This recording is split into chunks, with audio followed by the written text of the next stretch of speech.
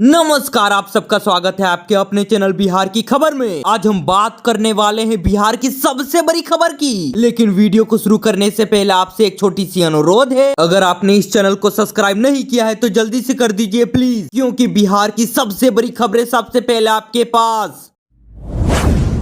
Corona से तो जंग शुरू हो गई है। सरकारी अस्पताल में जांच में तेजी। 1 लाख कोविड किट तैयार हो गए हैं। मंत्री मंगल पांडे का बड़ा ऐलान। बिहार में कोविड के प्रसार पर रोक लगाने के लिए कोरोना जांच में तेजी लाई जा रही है। इसके लिए राज्य के सभी 38 जिला अस्पताल और मेडिकल कॉलेज में 1 लाख किट शीघ्र ही उपलब्ध करा दिया गया है। इसमें 60,000 तो रियल टाइम PCR और 40,000 ऑटोमेटेड RNA किट शामिल है। स्वास्थ्य विभाग की ओर से अस्पतालों में तेजी से किट भेजी जा रही है, ताकि कोई भी कोरोना के संदिग्ध मरीज आते हैं तो जाँच में कोई भी परेशानी न हो। वहीं दूसरी और इसके इलाज को लेकर अस्पताल में आवश्यक तैयारी भी हो रही है। इस मामले में स्वास्थ्य मंत्री मंगल पांडे ने कहा है कि कोविड संक्रमण पर प्रभावी रोकथाम के लिए स्वास्थ्य विभाग तो पूरी तरह मुस्तैद है। विगत के कुछ दिनों से देश भर में कोविड के बढ़ते खतरे को ध्यान में रखकर राज्य में इसकी रोकथाम, समय पर जांच और बेहतर उपचार की तैयारी को लेकर मुस्तैदी भी बढ़ती जा रही है। उन्होंने यहाँ तक कह दिया है कि बिहार शुरू से ही कोविड संक्रमण के खिलाफ लड़ाई का काफी मुस्तैदी से सामना किया है। साथ ही वर्तमान में कोविड से उत्पन्न स्थिति और संकट को देखते हुए मेडिकल कॉलेज और जिला अस्पताल में कोविड जांच पर विशेष बल दिया गया है। स्वास्थ्य विभाग हमेशा से कोविड संक्रमण के प्रबंधन और उपचार में सजगता और सतर्कता का मिसाल पेश करता रहता है। लोगों में कोविड संक्रमण के प्रति जागरूकता के लिए जिलों को निर्देश तक जारी कर दिए गए हैं। कोविड अनुरूप व्यवहार अपनाकर इसके संभावित संक्रमण से प्रभावशाली बचाव संभव है। बिहार में इस साल सबसे पहले 25 मई को 2 कोरोना मरीज मिलने का मामला सामने आया था। दोनों मरीज पटना में मिले थे। इसके अगले ही दिन स्वास्थ्य विभाग ने कोरोना को लेकर सभी जिलों के सिविल सर्जन और मेडिकल कॉलेज के प्राचार्य आदि के साथ बैठक की और हर तरह की तैयारी रखने का निर्देश तक जारी कर दिया।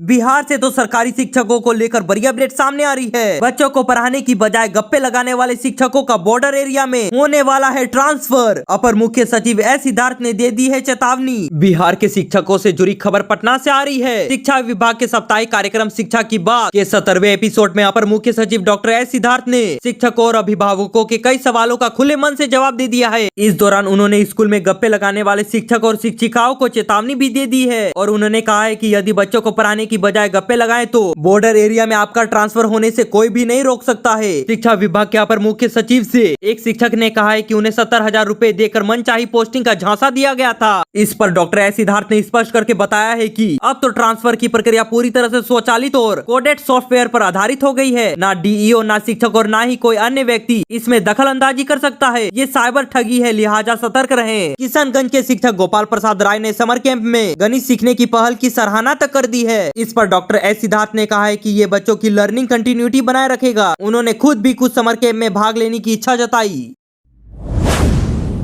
बिहार से और एक बड़ी अपडेट सामने आ रही है। सुरक्षा में लापरवाही जानबूझकर तो नहीं हुई है। तेजस्वी के काफिले में ट्रक घुसने पर रोहिणी का रिएक्शन। विपक्षी नेता तेजस्वी यादव रात उस समय बाल बाल बच गए जब उनके काफिले में एक बेकाबू ट्रक घुस आई। तेजस्वी यादव मात्र 5 फीट की दूरी पर थे जब ट्रक ने एक कार में धक्का मार दिया, जिसमें 3 सुरक्षा कर्मी जख्मी भी हो गए। तेजस्वी यादव की बहन रोहिणी आचार्य ने इस घटना पर नाराजगी तक व्यक्त कर दी है। घटना को सुरक्षा में लापरवाही बताते हुए सोशल मीडिया पर पोस्ट कर लालू प्रसाद और राबड़ी देवी की बेटी पूछ रही है कि ये तेजस्वी यादव को नुकसान पहुंचाने की साजिश तो नहीं है। सोशल मीडिया हैंडल एक्स पर रोहिणी आचार्य ने लिखा है कि तेजस्वी की सुरक्षा में स्थानीय प्रशासन के द्वारा बरती गई लापरवाही गंभीर चिंता का विषय है। इसकी त्वरित जांच होनी चाहिए ही। कोई ट्रक काफिले के बीच तेजस्वी यादव की गाड़ी से महज 5 फीट की दूरी पर कैसे पहुंच गया? कहीं ऐसा तो नहीं है कि सुरक्षा में कोताहाली लापरवाही जानबूझकर बरती जा रही है और मंशा तेजस्वी यादव को नुकसान पहुँचाने की है? ऐसा पहली दफा नहीं हुआ है, पूर्व में भी ऐसी घटना तेजस्वी के काफिले के साथ हो चुकी है। आपको बताते चले कि वैशाली जिले में गोरोला के पास NH-22 पर नेता प्रतिपक्ष तेजस्वी यादव का काफिला हादसे का शिकार हो गया। जब तेजस्वी यादव एक ढाबा पर चाय पीने के लिए रुके, तभी तेज रफ्तार ट्रक उनके काफिले में घुस आई और एक गाड़ी में टक्कर तक मार दी। इस दुर्घटना में 3 सुरक्षा कर्मी घायल हो गए, जिन्हें हाजीपुर सदर अस्पताल में भर्ती कराया गया। टक्कर मारकर भाग रहे ट्रक को पुलिस ने पकड़ लिया है। इस हादसे में तेजस्वी यादव बाल बाल बच गए हैं, क्योंकि घटना स्थल से मात्र 5 मीटर की दूरी पर वे खड़े हुए थे। मधेपुरा से वापस लौटने के दौरान रात करीब 2 बजे ये दुर्घटना हुई। पुलिस गिरफ्तार ट्रक ड्राइवर से पूछताछ कर रही है, जबकि रोहिणी आचार्य ने इसे सुरक्षा में लापरवाही का करार दे दिया।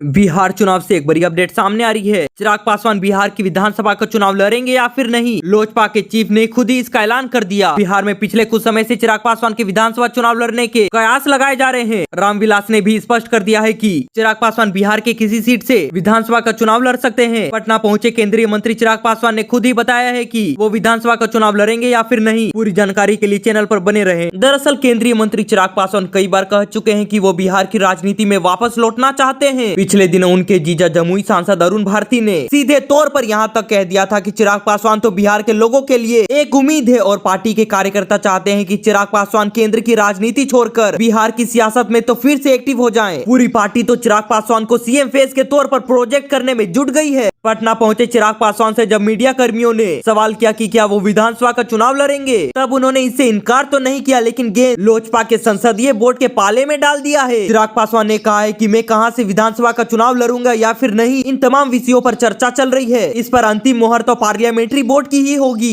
चिराग पासवान ने कहा है कि जो लोग मेरे विधानसभा चुनाव को लड़ने को लेकर मेरे गठबंधन के भीतर भ्रम फैला रहे हैं, तो उन्हें मैं बताना चाहता हूँ कि अगर मैं विधानसभा का चुनाव लड़ूंगा तो उसके पीछे की अपनी पार्टी के स्ट्राइक रेट को मजबूत करना होगा। ये तो पहली बार नहीं है कि मैं ऐसा ही अनोखा प्रयोग करने जा रहा हूँ। बीजेपी या अन्य बड़े दल अपने राष्ट्रीय स्तर के नेताओं को विधानसभा का चुनाव लड़वाते हैं। उन्होंने यहाँ तक कह दिया है कि लोकसभा चुनाव के दौरान कैबिनेट मिनिस्टर भी चुनाव लड़े, लेकिन इसके पीछे की सोच अपने कार्यकर्ताओं में उत्साह लाने की होती है। गठबंधन और अपनी पार्टी की स्ट्राइक रेट को बेहतर करना होता है। इसी को देखते हुए इस तरह के विषय पर चर्चा चल रही है। जो लोग गठबंधन के भीतर दरार डालने की सोच रहे हैं, साथ में ही भ्रम फैलाने की कोशिश तक कर रहे हैं, वे सोच रहे हैं कि मेरी तो सीएम की कुर्सी पर नजर है, तो मैं उन्हें बता देना चाहता हूं कि ऐसा नहीं है। भरोसा रखिए कि इस बार भी मुख्यमंत्री नीतीश कुमार के नेतृत्व में पहले से और अधिक मजबूत सरकार बनेगी ही। अगर आपको वीडियो अच्छा लगा तो सब्सक्राइब करके जरूर जाएं, क्योंकि बिहार की सबसे बड़ी खबरें सबसे पहले आपके पास।